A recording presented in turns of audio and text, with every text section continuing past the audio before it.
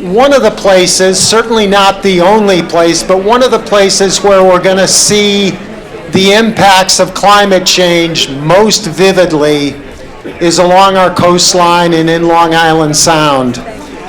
Coastal storms and just gradual sea level rise are going to have very damaging impacts on both natural and human communities. We've already had some pretty dramatic storms, and we've also had quite a bit of damage from just no-name storms, nor'easters during the winter, that get mentioned on the weather, but they can do some pretty devastating damage, again, both to human communities and natural communities. And furthermore, some of the strategies that we often use to try and protect our property, seawall, some of those others, they do a very essential job in some places, but in other places, they can really do damage to natural habitats, and they can actually exacerbate some of the flooding that they're meant to prevent. So in order to get ourselves better prepared for the impacts of climate change, we are going to need to get much more sophisticated about the type of land use planning that we're doing, about the types of protection strategies that we're using, how to create what we call living shorelines. And we're also going to have to work to make Long Island Sound an even more healthy and thriving ecosystem than it is currently, just so that it's better able to adapt to and be resilient for these impacts of climate change. We've got 3 folks with us today who have been working on various aspects of these challenges. We've got Nathan Frohling with the Nature Conservancy, Rebecca French with the Connecticut Department of Housing, and Bill Lucey, who's the sound keeper with Save the Sound and the Connecticut Fund for the Environment.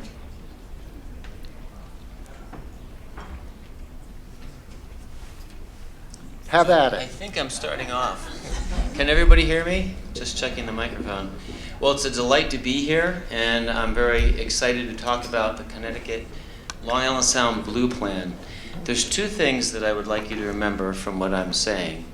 One is that the Long Island Sound Blue Plan is about protecting what we love in Long Island Sound. Number 2, the Connecticut General Assembly needs to approve this plan this year. So I'm going to say it twice, just so you remember. The Long Island Sound Blue Plan is about protecting what we love about Long Island Sound. And we need the General Assembly to pass the plan this year. So, I would bet that all of us, even if we live in the northwest corner of Connecticut, love Long Island Sound and probably even have a place that we remember or we go to or we think is important. Whether it's the marine life that we depend on, the livelihoods that feed us, or the recreation that we cherish.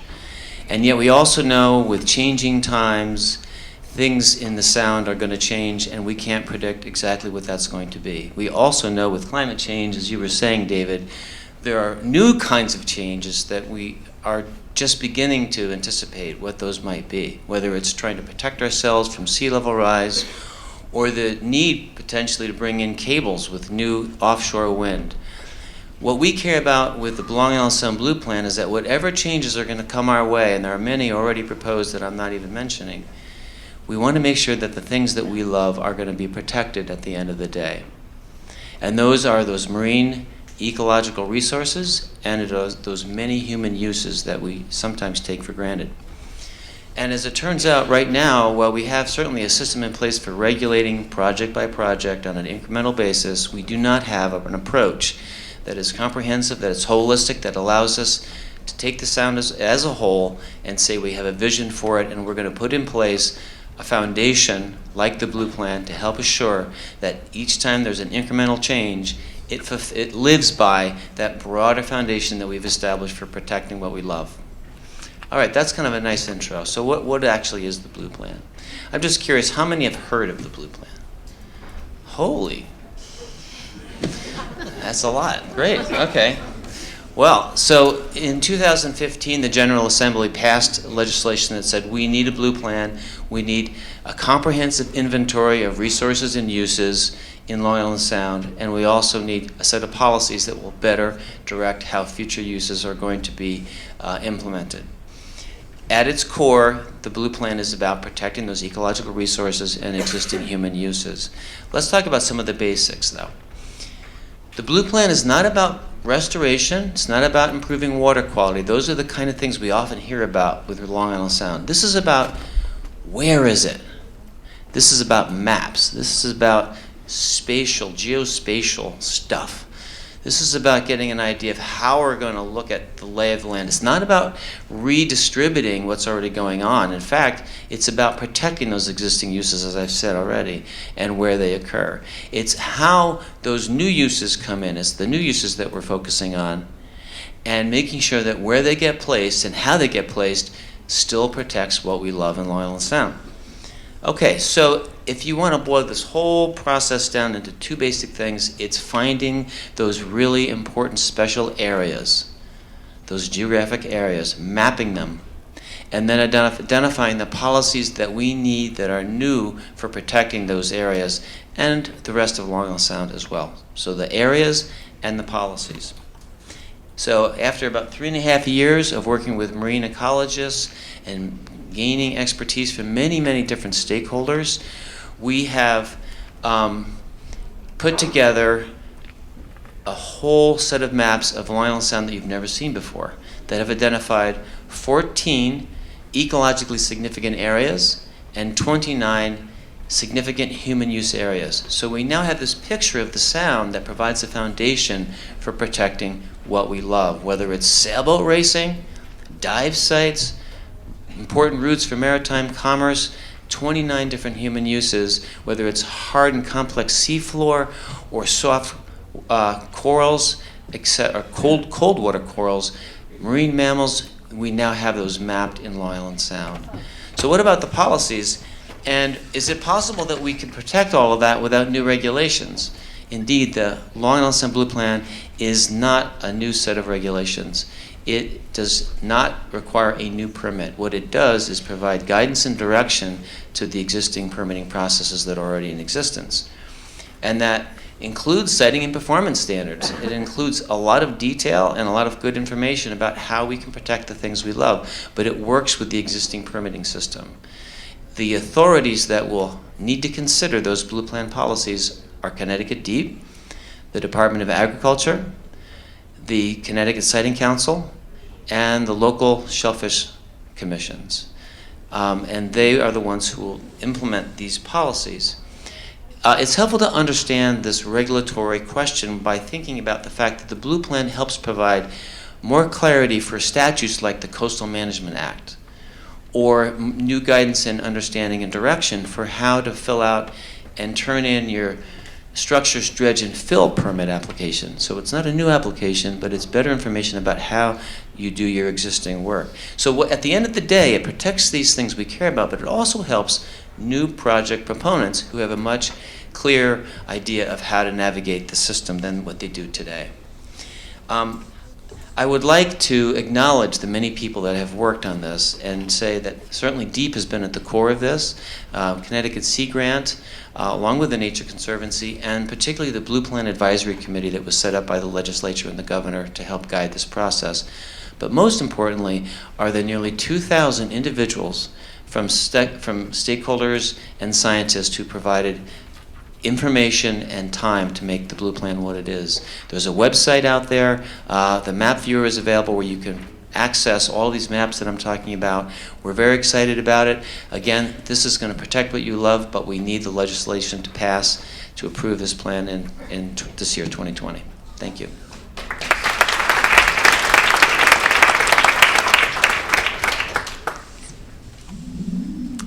Thank you, David, for having me come speak today. I'm the Director of Resilience for the Connecticut Department of Housing, and I'm an earth scientist by training, so I'm going to start there with the science.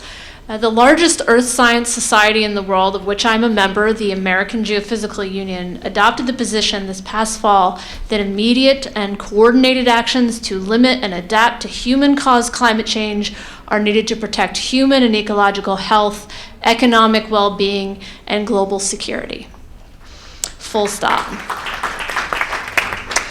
You just heard what those actions could be in Connecticut to limit the warming, but the science is also clear. We have already changed our climate, and we will keep experiencing those increasingly harmful effects for the next 30 years, even while we reduce emissions. But if we do not reduce emissions, we will be facing an existential threat in the latter half of this century and beyond.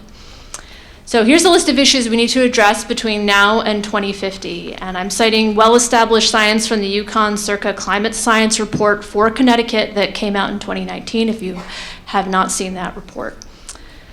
We should plan for an additional 2 feet of sea level rise, which translates to a 4 to 8-fold increase in the frequency of flooding in our shoreline communities. Connecticut DEP has adopted this planning level for its sea level rise scenario, and in 2018, the Connecticut General Assembly passed legislation to incorporate 2 feet of sea level rise into our state floodplain management requirements for state and federal projects. We can expect higher average temperatures with an increase in heat waves. Currently, warm spells occur 4 times a year. By 2050, we can expect those are going to double to 8 times a year. Earlier today, speakers told you the implications this will have on our communities, particularly our cities that tend to be hotter than their surrounding suburbs. And how many of you have air conditioning in your home today? Actually, that's more than I was expecting. So I was going to say exactly you don't, but in this room, everyone has air conditioning. But a lot of places in Connecticut and around New England don't have air conditioning because we didn't grow up with it. We didn't, that's not something that is the history of our state. So we're going to feel these temperature increases much more acutely in Connecticut and New England. There will be an increase of annual precipitation, with the largest increase expected in winter and spring, and the number of heavy rain days is projected to increase. Together, these conditions will increase flood risk throughout the state along our riverine floodplains and flooding from stormwater system backups. But Connecticut has not stuck its head in the sand. We are facing these realities. We set up science advisory groups like Circa. We have made investments in community capacity building through coastal resilience planning grants and living shorelines pilot projects. At the Department of Housing, we have recovered from Superstorm Sandy with resilience by using the federal dollars, not just to repair damages, but to elevate homes, raise roads, build microgrids, install stormwater bioswales. And in Bridgeport, the state was awarded one of only 13 national disaster resilience grants to build the first community storm surge flood protection system in the state in 40 years, and to implement the Resilient Connecticut Plan to create the state's first climate resilience framework to get us on the same page on how to plan for the impacts of climate change and to design implementable resilience projects for our municipalities in New Haven and Fairfield counties. These are the only parts of the state where we're allowed to use those funds. Believe me, I wanted to do it statewide, but the federal government had restrictions on those funding. So where do we go from here? The Governor's Council on Climate Change has an adaptation and resilience subcommittee for the first time under Governor Lamont. That committee will be making policy recommendations to our governor for state actions, including an updated statewide adaptation plan, proposals for funding resilience projects, aligning our municipal and regional adaptation efforts, and prioritizing adaptation for communities who are disproportionately impacted by the effects of climate change. I appreciate the governor's particular attention to the environmental justice component of climate resilience. We know at the Department of Housing that our neighbors who already struggle with housing and food insecurity are the most vulnerable to a hotter and wetter Connecticut. In my role as Director of Resilience, I oversee the National Disaster Resilience Grant from the U.S. Department of Housing and Urban Development for the state. That grant program was the single largest source of funds to ever come out of the federal government for resilience.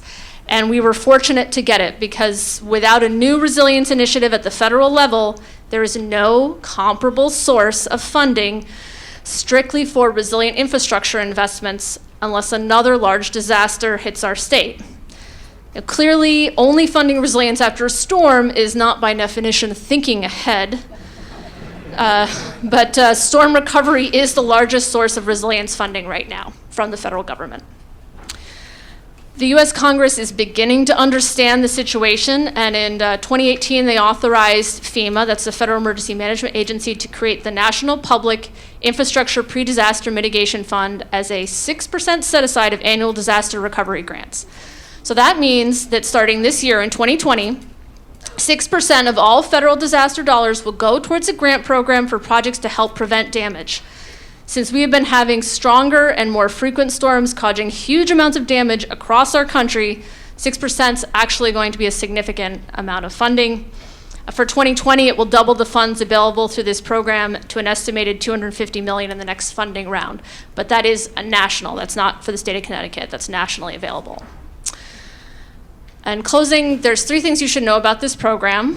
1, the maximum grant will be $10 million for any one project. I know $10 million sounds like a lot of money, but infrastructure is really expensive. 2, you can only receive those federal dollars if you have a source of state, municipal, or private funds to match it.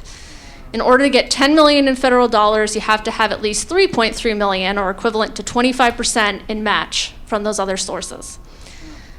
To date, the conversations on resilience and adaptations are taking place largely in the planning divisions of our municipalities, but you should also engage your municipal community and economic development staff on this issue. And I'm going to tell you why. The only source of federal funds FEMA will allow us to use as match for this resilient infrastructure program are community development block grant funds that entitlement municipalities in Connecticut control directly. I think very few municipalities are aware of that exception. And finally, these are not easy one-page grant applications. They take careful planning, resources to prepare, and data gathering. Capacity buildings in our communities will be necessary to be competitive for the program on a national level. Thank you.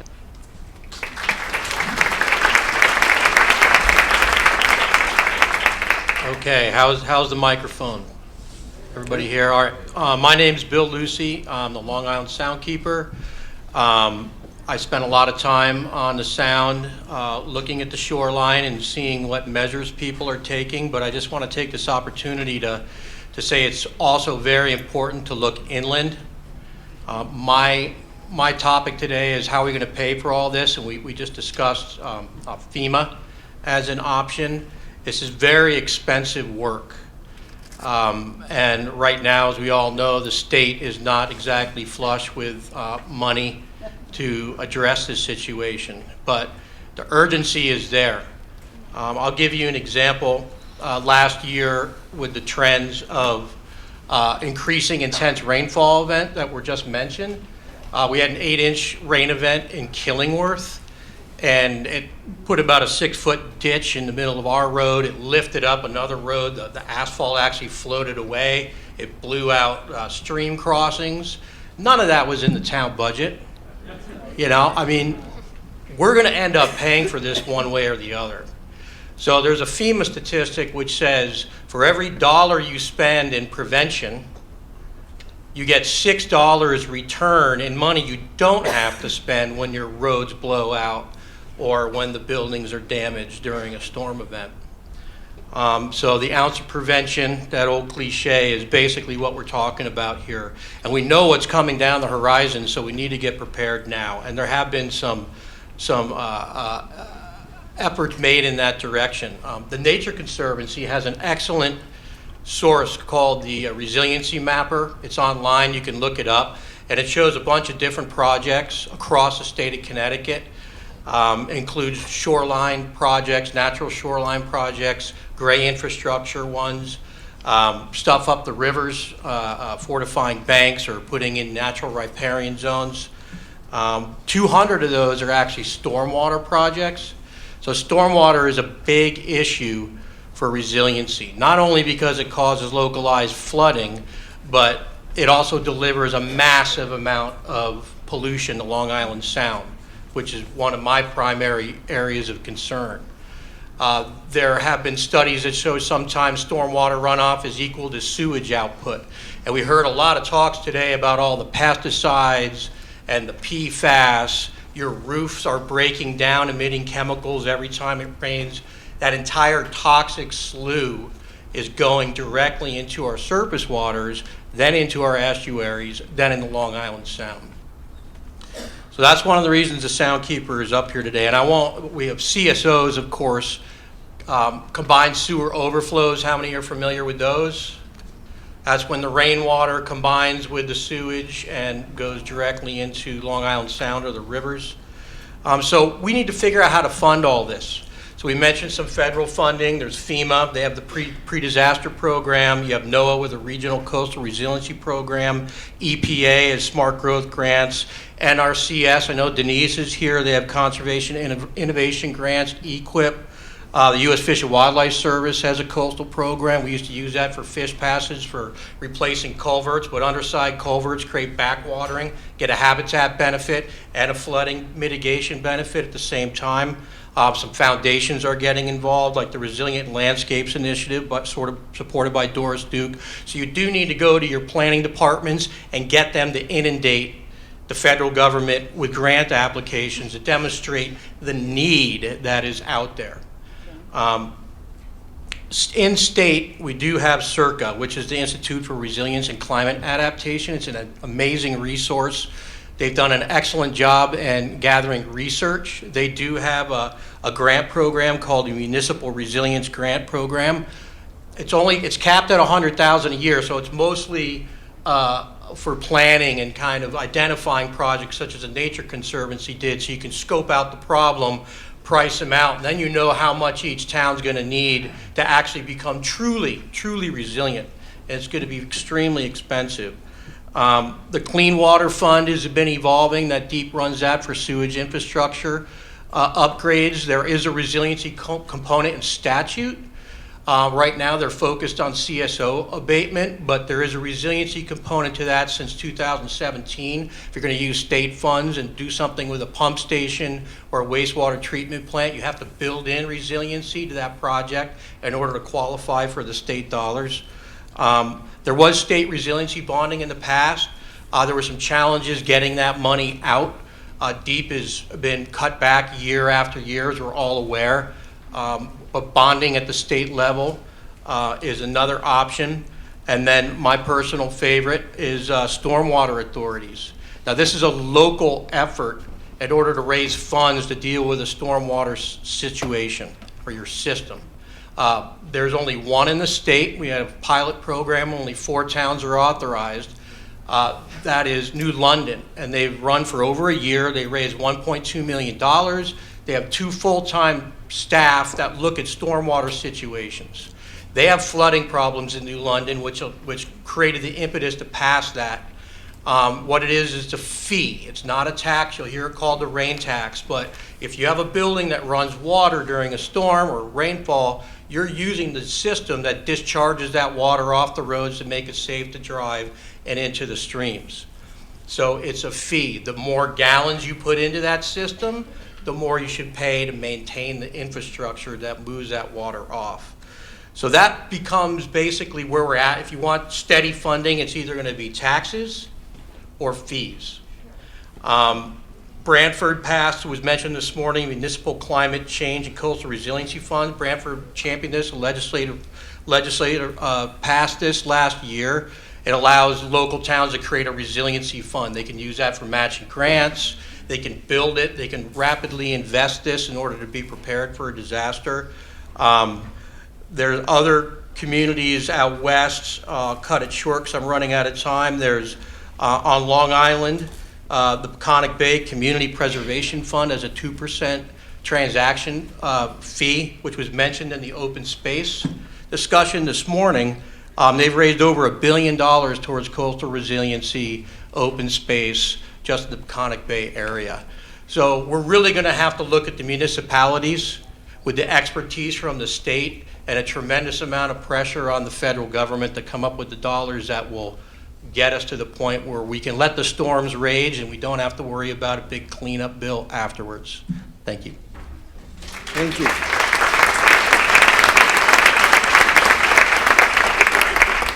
And I'll just mention, you mentioned CSO projects, combined sewer overflow. These are projects that are especially going on in our major cities. So we've got time for some questions. Who's?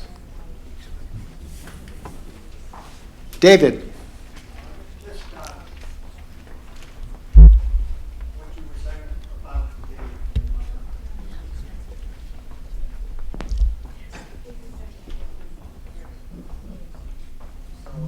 We're mentioning the Peconic Bay. And you also mentioned that an ounce of prevention was worth a pound of cure. When I was young, that whole area of Peconic Bay, those townships in that region were mostly potato farms, and they've used the municipal option fee that you all heard about earlier today, as you mentioned. But I just wanted to bring that out so that what that does for the community has been enormous. Instead of developing that whole area of Long Island, over 10,000 acres of farmland has been preserved, and forest land. We learned this morning how important forests are for preventing the flooding downstream. All of the coastal towns have streams that are coming down from our rural and upland areas, and so if we were to have this in Connecticut, that's just, that money that was raised was just for a few communities. Statewide, it would be perhaps as much as $100 million per year that would be going into a fund.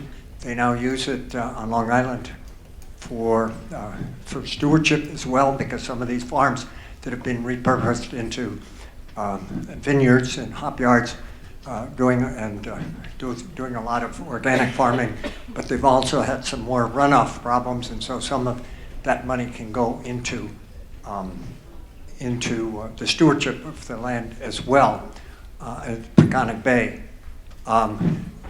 So how much have you heard from the climate change and the Long Island Sound people with regard to land protection as a major source, and about working with a municipal option, which is it's in your packet there,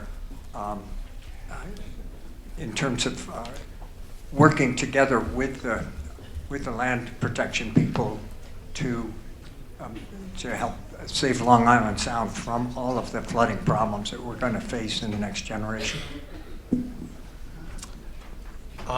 Yeah, I guess our organization, Connecticut Fund for the Environment Save the Sound, has been involved in preserving vast tracts of ground on watershed areas. I know the Nature Conservancy, that's kind of their bread and butter, is making sure that that forest land is protected. We heard this morning about core forest and old growth protections. And then Amy, I don't know if she's still here, she's the one who's been, Amy Patterson, who's been championing the 1% transaction fee to purchase those lands for that very reason. I'll give you one quick example of appropriate land use. I just read an article about a nunnery down in Louisiana that donated their land to create a huge wetland that will divert 10 million gallons of storm water a year. The project cost $30 million, but that's a permanent solution. So that's the kind of land stewardship we need to see. Great. Tony Schrolz with the Transport Hartford Academy and the Center for Latino Progress.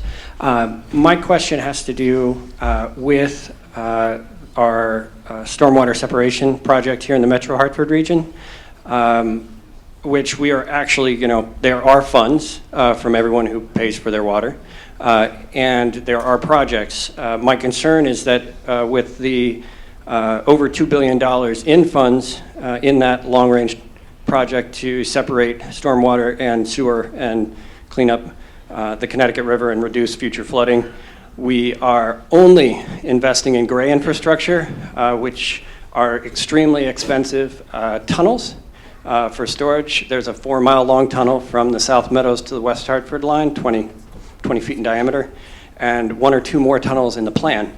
That fund has functionally $0 for green infrastructure, and the MDC is not interested in green infrastructure, and we thought the lever for getting some of that to be green infrastructure would be DEEP, but that plan was approved by DEEP.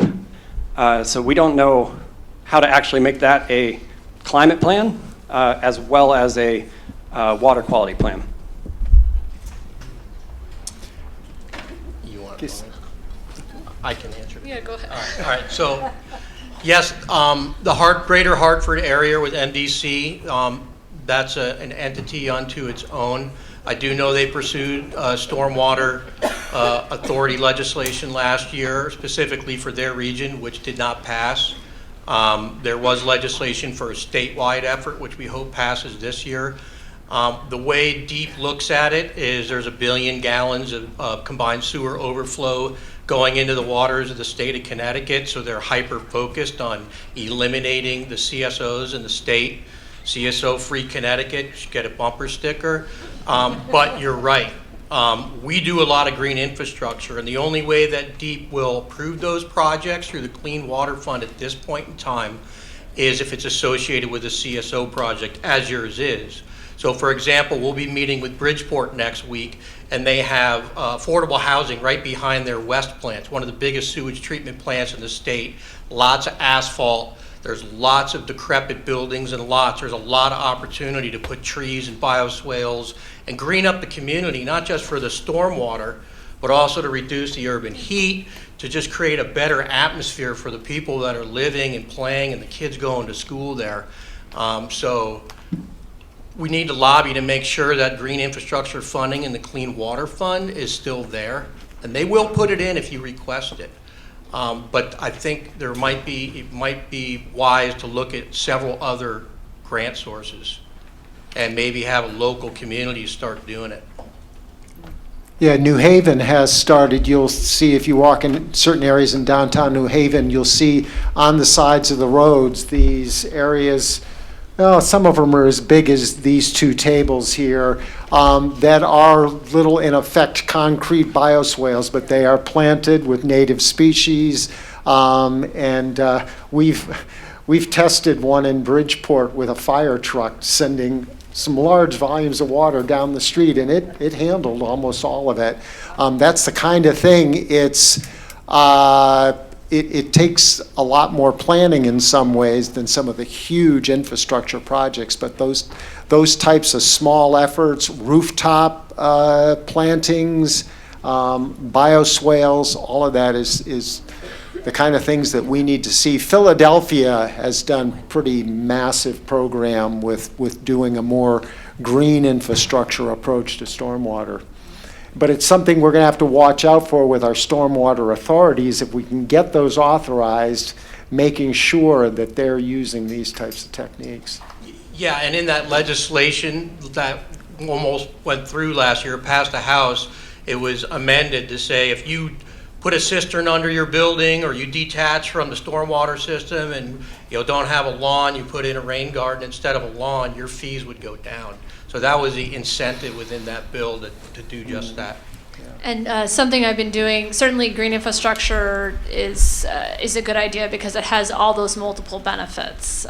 So I definitely encourage Hartford to keep looking at them. I know the city of Hartford has a green infrastructure sustainability coordinator because actually that program was funded by CIRCA as one of their municipal resilience grants. But I would just say that I think one of the sort of the challenges you face with green infrastructure, it's not as common as a full replacement for gray infrastructure. So it is an education process. It's side by side. But I am really proud to say the Department of Housing did fund that bioswale project in New Haven, and it's been extremely successful through a combination of just well-planned, implemented, and the condition of their soils, not to be too much of a scientist about it, but they have the right soils underlying their city that green infrastructure is a viable option there, and it can work as well as a pipe. So all those things have to be taken into consideration. I just wanted to add a very quick point, which is, just thank you for making the point about the issue and calling attention to green infrastructure. I think that's just part of the process to get everyone thinking about that. We always need to be putting that in place and not just doing it when it's convenient. And the Nature Conservancy is a little bit of an example of that, not just doing land conservation anymore, but working in Bridgeport with green infrastructure, because we've also come to realize how important it is that we help move that needle. So, Great. Hi, I'm Julie Wagner from Branford. I appreciate that all the panels today have been really focused on palatable solutions such as green infrastructure, but I'm wondering, really nobody's talking about some of the less desirable solutions that are going to involve a lot of sacrifice. And for this panel, what comes to mind is retreat, particularly around housing. So I'd be interested in hearing what any of you have to say about the need to retreat from the shoreline. I'll just start off by saying it's still the most controversial thing I have ever proposed at the legislature. Was several years ago proposed that as part of the coastal zone management, which are these general policies, promote access to the shore, promote fishing and and we've said promote over a period of several decades a fair and equitable system of retreat, strategic retreat from areas most prone to flooding, and you would have thought I was taking people's firstborn. It just, it's, Well- but it's, Well, the numbers, so Brantford was part of a study that Yale did. There was a Yale professor that looked at the height of seawall around, was it East Haven and Brantford? I think there was a couple of... My beach. Your beach, okay. So, as you know, the only economically viable wall is a 2-foot wall. And a 2-foot wall does not stop a 30-year storm. And the 30-year storms are now becoming 10-year storms. So, according to The Economist, this is not a scientist, this is an economist, retreat is the only option. I'm quoting him, but it's true. And so I heard on the radio this morning that there's a desire to put more people into our cities. That's one of Governor Lamont's ideas. So you have to have a place for people to go if they're going to retreat. And there's a lot of people that are caught in the FEMA regulations, or maybe they had a house that was given to them by their parents. They make $40,000 a year. They're on the shoreline. They can't upgrade their house too much because they'll get into the FEMA requirements for insurance. They can't afford the insurance. If they don't upgrade it, they can't sell it. So what happens to those folks? So if there's a program for organized, equitable over several decades, a retreat to good housing in the cities where we reduce our footprint on the landscape and provide an affordable out for those folks, I think that's where we need to focus. But thank you, that was a great point. And especially since you said you're a resident of Brantford. So I'm going to give a bit of a push to, ask you to participate in the Resilient Connecticut plan that I mentioned that's focused on Fairfield and New Haven counties, in which Brantford is a part of that, to bring that into the conversation, particularly from the residents. I think having this conversation from the state down is challenging, but hearing what the residents think about this as an issue. I will say that the good news in Connecticut is that we're not Florida. We could be really low and really flat, but at least in our coastal municipalities, we have high ground. We have options for strategic planning going forward. What is the future of our communities? But it's a tough conversation, no doubt. If there's time for just one more quick comment, I live in Guilford, and we actually worked on a coastal resilience plan, but during that time there was Sandy and there was Irene, and we were interacting with neighbors, particularly on Seaside Avenue. I don't know if anyone else lives in Guilford and knows that part of the town. And we had, during that period of time, people who would do anything to stay in their homes, to where, after having had to go back and repair and replace twice, there were some residents who left painfully, but could have been benefited if some of the FEMA funding was better for buying out folks who were ready to leave, who said, I don't want to go through this again. So in terms of the controversy, I think part of the answer is more programs, more funding, so that when people are ready to leave, there's support for them to do so, as opposed to forcing them to leave. Yeah, we do have voluntary buyout programs funded by the federal government. So after Sandy, we saw 32 homes in West Haven took an optional buyout program through the Natural Resource Conservation Service and basically turned their land back into the marsh. And it's now a really beautiful area that's been part of an Audubon actually protected area. So it's become a really nice asset for that community.